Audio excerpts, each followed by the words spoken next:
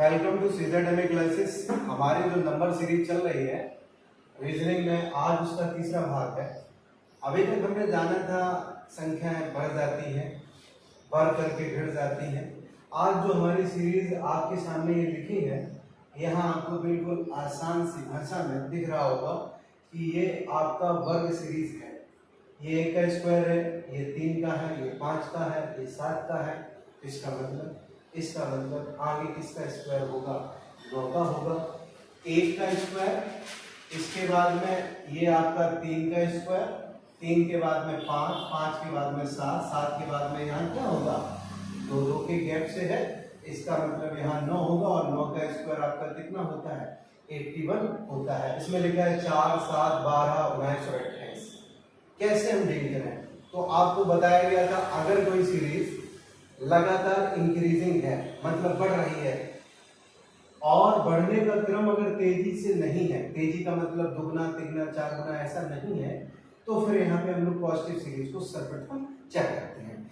Check करेंगे तो पहले तो देख लेते हैं, वृद्धि है, 4 है, 7 है, 12, 19, 28, तो लगातार इंक्रीजमेंट है, वृद्धि है।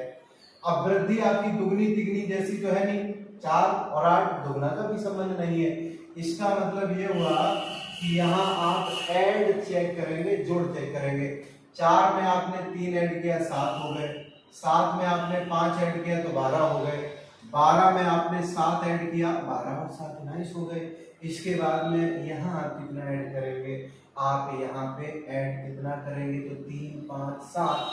7 के बाद में आप समझ पाए कि यहाँ पे जो ऐड होने वाली व्यवस्था है वो या तो 11 होगी या फिर 9 होगी। अच्छा, हमने कैसे कह दिया 9 होगी या 11? तो ये आपका जो ऑर्डर है हो सकता है कि अभाज्य वाला हो, या ऐसा हो सकता है इनके बीच में 2 का गैप हो। अगर हमने यहाँ 9 ऐड किए तो 9 ऐड करने के बाद में आपका कितना आएगा? 28 आएगा। तो इसका मतलब ये अभाज्य का ऑर्डर तो नहीं है, ये बिल्कुल जनरल है। विषम जो संख्या है वो हमारी लिखी है। इसके बाद में आप क्या करेंगे? तो आप यहाँ पे ऐड करेंगे 11 ऐड करने के बाद में आपका जो आंसर होगा वो आएगा कितना? 39। क्वेश्चन नंबर सेकंड आपका थर्ड ये लिखा है 11, 13, 17, 19। इसलिए पढ़ रहे हैं क्योंकि यहाँ लगातार इंक्रीजमेंट है और तेजी से नहीं है, तो इसका मतलब पॉजिटिव सीरीज हम लोग चेक करेंगे। 11 से 13 का होना 2 ऐड हो गए, 13 से 17 का होना प्लस 4 ऐड हो गए, 17 से 19 का होना 2 ऐड हो गए। अब 19 से कितना ऐड करें? तो 4 ऐड करें। तो आपने देखा 2 4 2 4 की सीरीज चल रही है। यहाँ आप ऐड करेंगे 2। अगर आप ऐड यहाँ 2 करेंगे तो अगले वाले में आपको ऐड करना पड़ेगा 4। अगर 4 आप ऐड करेंगे तो 25 और 4 29 होगा। ऑप्शन सी सही होगा। क्वेश्चन नंबर 4 आपका लिखा है 6, 12, 21, यानी कि इंक्रीजिंग है ऑर्डर। अभी तक आपने 3 क्वेश्चन पढ़े, वो भी आपके पॉजिटिव थे। डबल आपका हो नहीं पा रहा है। अगर डबल हो नहीं पा रहा है इसका मतलब आप समझेंगे कि यहाँ पॉजिटिव सीरीज है। देखते हैं कैसा है कुछ। तो 6 से 12 का होना 6 ऐड हो गया, 12 से 21 का होना यहाँ 9 ऐड है। इनके बीच में डिफरेंस कितना है? तो 3 का गैप है। इसका मतलब 9 में आप 3 ऐड करेंगे तो आपका 12 होगा। तो 12 अगर होगा, 21 में 12 आप ऐड करेंगे तो वैल्यू आपकी 33 आएगी। अभी आप इसको टिक नहीं करेंगे क्योंकि आपको कंफर्मेशन चाहिए होगी इस 48 से कि क्या वास्तव में ये 33 सही है अथवा गलत है। तो यहाँ आपको ऐड कितना करना पड़ेगा? 15। अगर ये आपका 33 है, 33 में 15 ऐड करने पे 48 बन जाए, तो आप दावे के साथ कह देंगे कि ऑप्शन आपका क्या सही होगा? ए पार्ट सही होगा। क्वेश्चन नंबर आपका 5 लिखा है 2 है, 5 है, 9 वही है। पॉजिटिव सीरीज आपकी चल रही है। तो यहाँ आपका 2 3 5 5 4 9, 3 जुड़ा, यहाँ 4 जुड़ा, यहाँ आपको 5 जोड़ना पड़ेगा। 9 और 5 कितना हो गया? 14। और 14 में आपको ऐड करना पड़ेगा 6, 20 हो जाएगा। इसी प्रकार से 20 में 7 ऐड करेंगे तो 27 हो जाएगा। क्वेश्चन नंबर 6 में यहाँ आप देखेंगे लगातार कमी हो रही है। कमी तेजी के साथ हो तो भाग देखते हैं। अगर कमी एक सीमित अंतराल से अगर चले तो निश्चित रूप से यहाँ पे माइनस चेक करेंगे। तो आप देख रहे हैं बहुत तेजी से कमी तो नहीं है, तो माइनस चिन्ह को देखते हैं। 120 और 99 का होना -21 की कमी दर्शाता है। 99 और 80 का होना -19 की कमी दर्शाता है। इसके बाद में 80 और 63 का होना सीधी सी बात है। 19 के बाद में किसका 17 की कमी दर्शाएगा। 21, 19, 17 तो यहाँ आपका कितना होगा, यहाँ आपका होगा कितना 15 होगा, यानी कि दो के डिफरेंस है। देख भी लीजिए ये 13 है, 13 से आप 8 को लेस करेंगे तो 15 आपका यहाँ डिफरेंस इनके बीच में आएगा। इसके बाद में आप क्या करेंगे तो यहाँ 15 हो गया लेस, माइनस का 13 करेंगे तो 13 आप करेंगे तो आपका आंसर जो होगा वो आएगा 35। क्वेश्चन नंबर आपका 7 लिखा है और 7 में आप देख पाएंगे बड़ी संख्याएं हैं। बड़ी संख्याओं के लिए 2-3 पैटर्न है आपके पास। अंकों का योग करके देख लीजिए।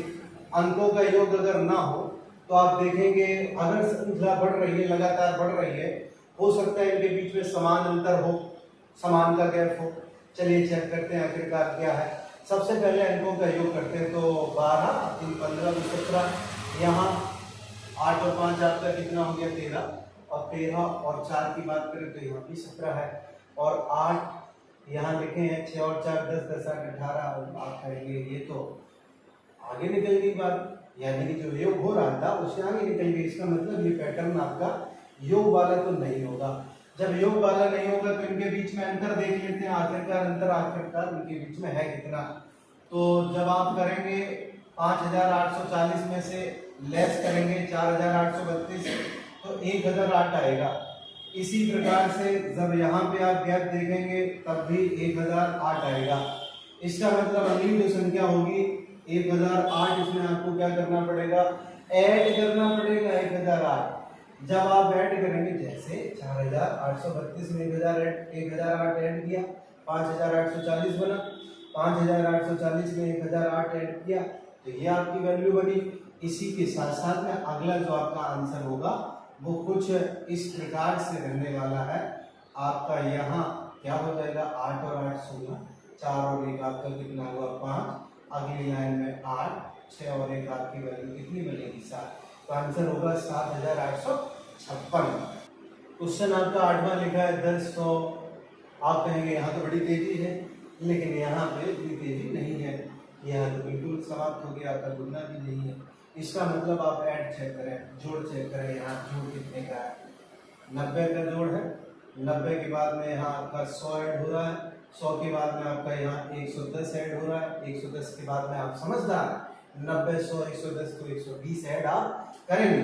120 आप ऐड करेंगे तो आपकी वैल्यू कितनी हो गई 430 होगी। यही आपका प्रॉपर होगा।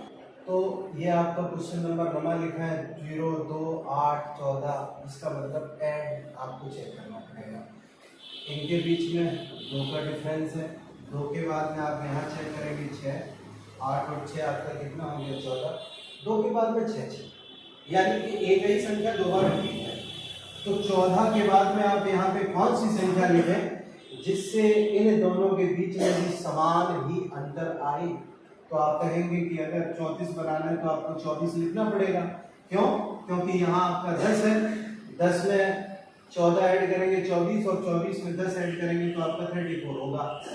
गैपिंग आपको कहाँ से पता चली? तो 2 और 6 के बीच में आपका गैप कितना था? तो 4 का गैप था। 2 और 6 के बीच में गैप 4 का, अंतर 4 का। इसी प्रकार से 6 के बाद में हमने 4 और ऐड कर दिए तो 10 हो गया। 10 अगर होंगे तो 14 और 10 आपके 24, और 24 और 10 आपके कितने होंगे 34।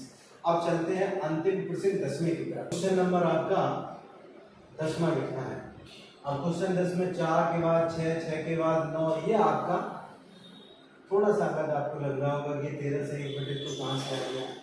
जब बड़ी में संख्या आता है तो आप याद रखिए कि यहाँ पे आपको चेक करना है कि आखिरकार यहाँ गुणा है या भाग है। अब सवाल ये उठता है कि गुणा और भाग आपको चेक करना है जब इस रूप में संख्या है, अंश बटे हर के रूप में या सामिश्र भिन्न के रूप में संख्या है। तो आप देखेंगे गुणा अगर होगा तो आपको संख्या बढ़ती हुई नजर आएगी, भाग होगा तो घटती हुई नजर आएगी। तो यहाँ आपने देखा 4, 6, 9 ये बढ़ रही है। आपको पता लगाना होगा 4 और 6 का क्या संबंध है। कैसे पता लगाएंगे आप?